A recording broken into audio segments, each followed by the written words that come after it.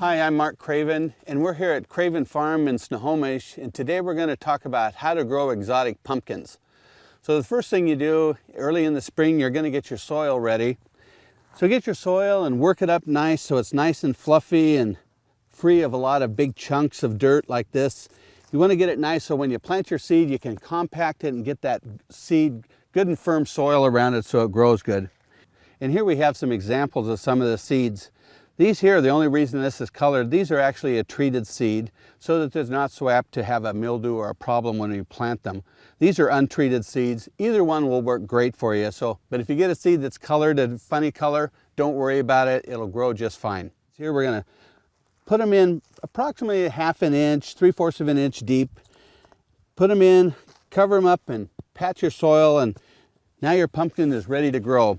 Usually they'll germinate in about a week to 10 days. Depending on your soil temperature and the water.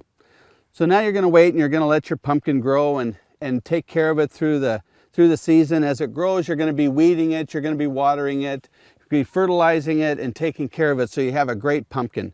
And whatever you're looking for, find that seed, plant it, and take care of it, and you're going to have a great variety of different pumpkins. So get the seed, plant it in some nice soil, take care of it by fertilizing and weeding it through the season, and when you're done, this is the great pumpkin patch that you're going to have.